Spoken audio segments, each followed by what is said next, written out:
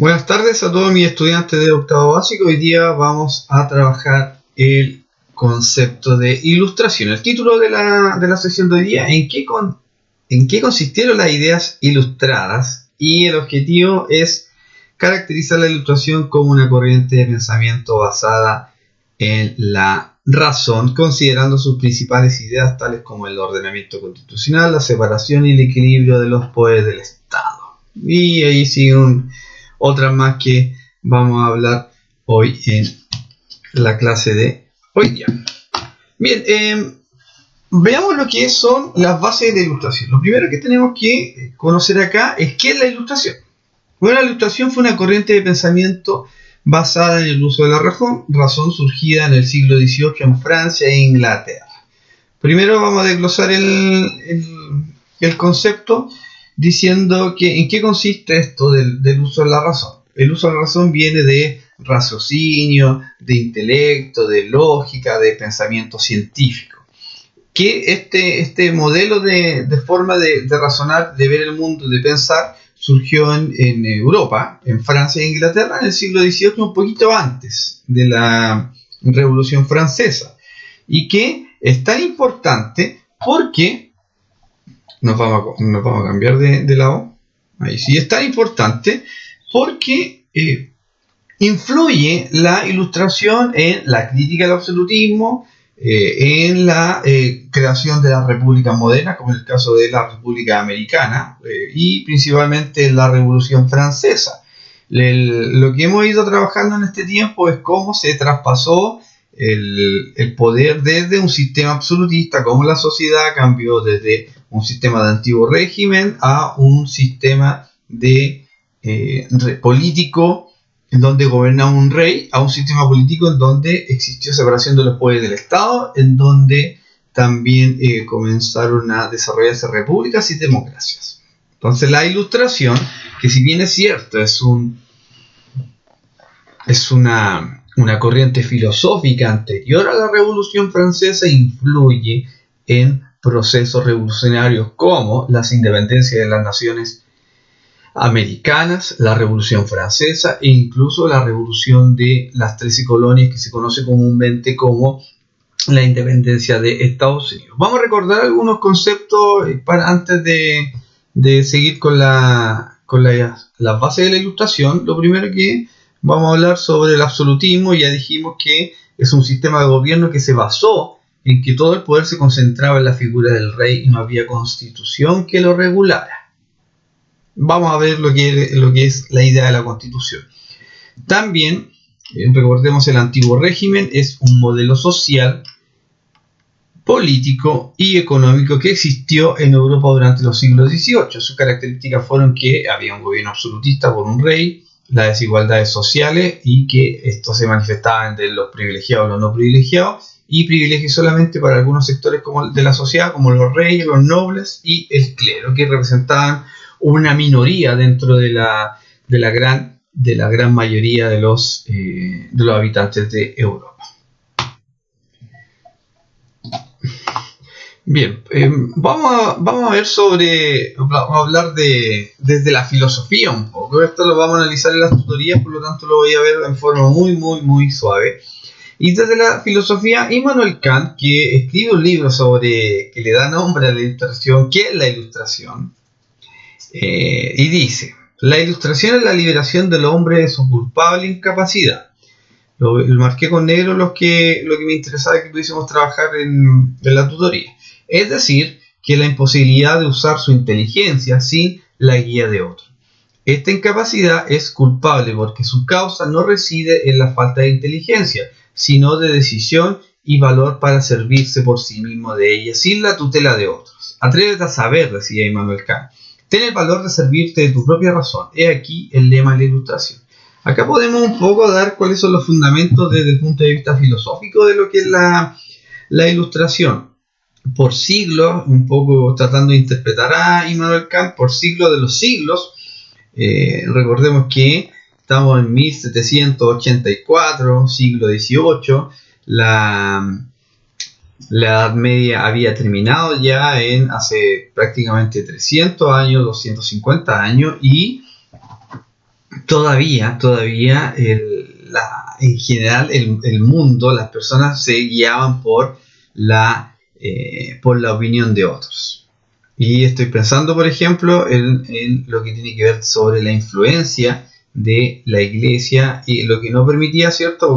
Porque ocurre acá que lo que plantea Immanuel Kant es que plantea la liberación del hombre de su culpable incapacidad. ¿Y a qué se refiere con esto? Es que por años de años, lo cual tiene que ver con los procesos históricos básicamente, por años el ser humano simplemente obedeció. Y cuando estudiamos la Edad Media, habíamos dicho de que habían autoridades morales de la época, la gente era muy ignorante, acuérdense que el 99% de la población en el mundo no sabía leer y escribir, solamente había un grupo de privilegiados que pertenecían a la iglesia, o privilegiados intelectuales estoy hablando, pertenecían a la iglesia, o a las universidades que se fueron creando a fines de la Edad Media, que lograron estudiar y desarrollarse. Pero lo que plantea acá Immanuel Kant es que, si bien es cierto, la liberación del hombre de su culpable incapacidad no es porque no hayan sido inteligentes. No es porque el ser humano haya sido inteligente, sino que se acostumbró el ser humano a que otros grupos de poder pensaran por ellos mismos. Entonces dice que había que atreverse, en el fondo ese es el llamado de la Ilustración, había que atreverse a pensar por sí mismo, utilizar la inteligencia sin servirse de la tutela de otros. Y lo que plantea aquí de la tutela de otros significa de que hay que pensar de forma autónoma e independiente. Ten el valor de servirte de tu propia razón, decía. He aquí el lema de la Ilustración. Entonces, por lo tanto, podemos quizás volver ahí atrás y podemos decir que la Ilustración era este movimiento filosófico que planteaba el uso de la razón. ¿Y qué es lo que es el uso de la razón? Simplemente el uso de la inteligencia para llegar a conclusiones. Y el uso de la inteligencia también tenía que se traspasó esta idea ilustrada al punto de vista político, lo que provocó la crítica al absolutismo y una crítica al antiguo régimen, que la vamos a ver a continuación. Bueno, existían varios principios elementales de la Ilustración. ¿Cuáles son estos principios ilustrados? Eran ideas generales que tenía este movimiento filosófico, que no solamente fue político, sino que también fue científico. Comenzó a desarrollarse el método científico, comenzaron a desarrollarse la filosofía, comenzaron a desarrollarse las teorías políticas que criticaban al absolutismo, y esta crítica al absolutismo se fundamentó en lo que se conoce como los principios ilustrados. ¿Cuáles son estos principios ilustrados? Que los vamos a ver así en pinceladas para después trabajarlo en las tutorías. Primero que toda república o todo estado, primero partamos de la base de que existe un concepto que es el concepto de estado. El estado son por ejemplo, pensemos en el estado de Chile, son las instituciones que gobiernan el estado de Chile, que son un ministerio, la justicia, el parlamento. También tenemos las autoridades, que son el gobierno, y también tenemos la nación, que son las personas. Entonces el Estado está más bien compuesto por instituciones, personas y ciudadanos. Bien, personas, autoridades, como en el caso del presidente, los parlamentarios. El Estado, para que funcione de una manera que corresponda y que no existan las violaciones a los derechos humanos, debe tener un ordenamiento constitucional. ¿Qué es lo que es un ordenamiento constitucional? Tener una constitución política o leyes escritas. En este caso, la constitución que nos rige actualmente en Chile es la constitución de 1980. Pero, si volvemos al anterior a la Revolución Francesa, podemos establecer de que no existía en este ordenamiento constitucional. ¿Por qué? Porque el rey era concentrado en los tres poderes del Estado, era una autoridad absoluta que era regido por un sistema de normas filosóficas y políticas que se conoce con el nombre de teoría del derecho divino. Entonces, al existir la teoría del derecho divino, que la vamos a nombrar muchas veces, al existir la teoría del derecho divino,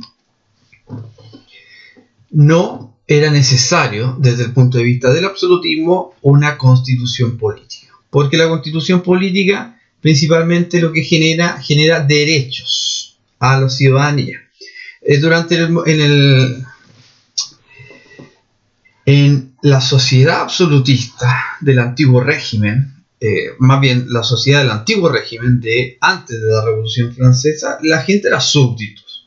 Se pensaba desde el punto de vista del súbdito que tenía solamente deberes. En cambio, un ordenamiento constitucional establece que las personas son ciudadanos, por lo tanto tienen derechos y deberes, como lo que ocurre en la actualidad con la Constitución de 1980 en Chile, que establece derechos y establece deberes. Bien, ese es un principio ilustrado. Un segundo principio ilustrado tiene que ver con la separación de los poderes del Estado. ¿Por qué se hace eso? Porque lo que plantea la ilustración es que debe existir un poder ejecutivo, un poder legislativo y un poder judicial, que no se debe concentrar el poder en la figura de una sola persona para evitar los abusos de poder y mejorar la participación política de la ciudadanía en general.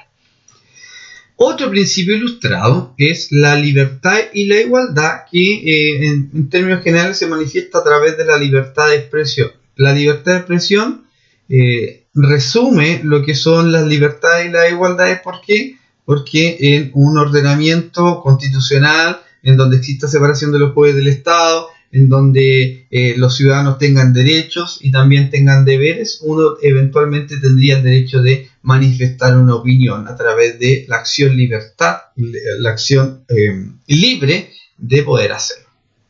Y la igualdad se manifiesta en que una persona tiene el mismo derecho de manifestar una opinión, manifestar una expresión, que lo tienen como todas las personas. En Chile, por ejemplo, debería resguardarse esa libertad de expresión y uno pudiese decir lo que piensa sin ser censurado. Existen algunos pensamientos, como el pensamiento nazi o otros pensamientos más homofóbicos, en donde están más bien criticados por la ciudadanía y por la democracia.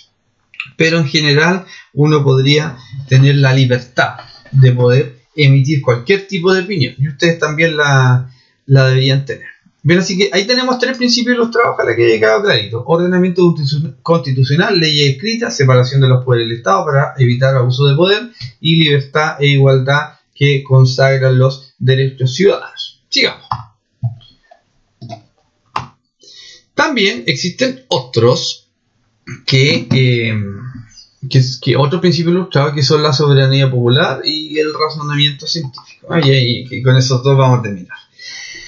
¿Qué es lo que es la soberanía popular? ¿O qué entendemos por soberanía popular? La soberanía popular es el poder. ¿Dónde reside el poder de elegir a la autoridad?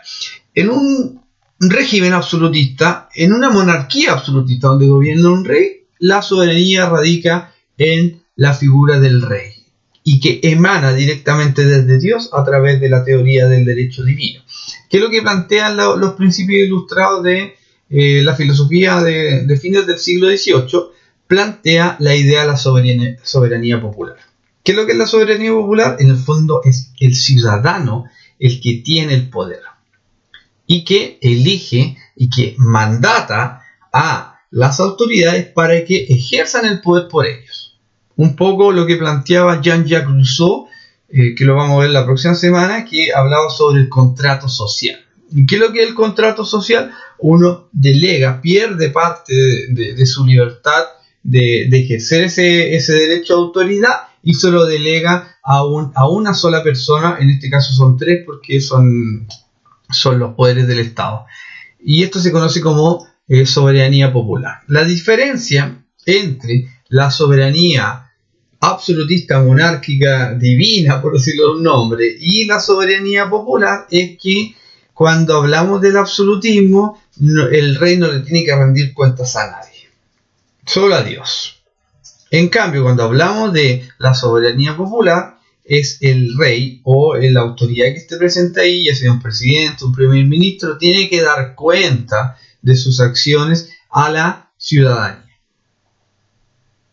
Y también, en un caso más extremo, que lo que ocurre con las primeras ideas de soberanía popular, el pueblo o los ciudadanos pueden sacar a un gobernante que no esté cumpliendo con su promesa o no esté cumpliendo con lo mínimo que se le requiere a un gobernante para poder llevar las riendas de un país.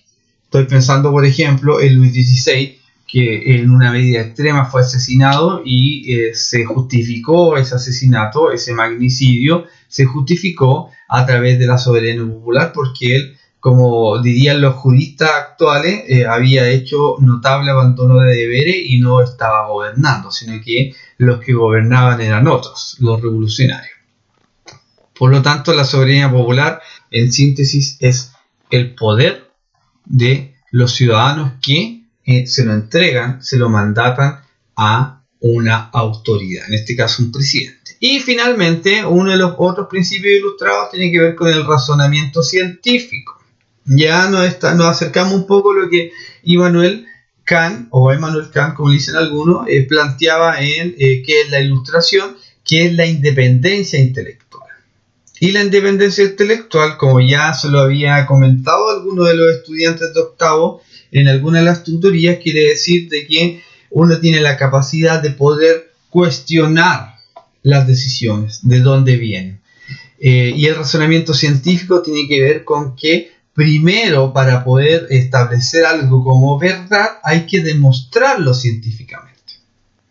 Y con eso se abandona una idea que estuvo por mucho tiempo arraigada en Europa, incluso desde finales del Imperio Romano, que tiene que ver con la superstición. Entonces, el razonamiento científico significa que para poder llegar a establecer una verdad como una verdad absoluta desde el punto de vista científico, se debe pasar por una serie de pasos que se conoce como el método científico.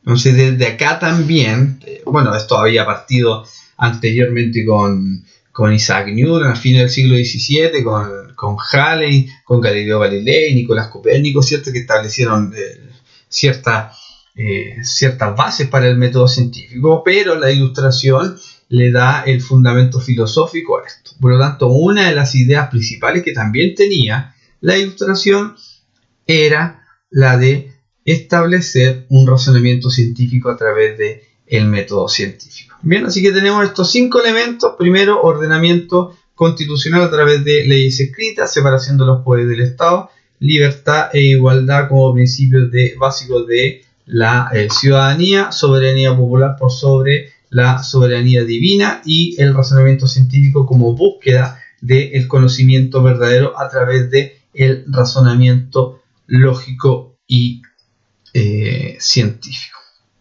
Bien, una pequeña pincelada de lo que es la ilustración, la cual vamos a trabajar en las tutorías online. Que les vaya muy muy bien. Recuerde que para poder participar en estas tutorías, primero tiene que haber visto el video y haber desarrollado las fichas de trabajo. Adiós.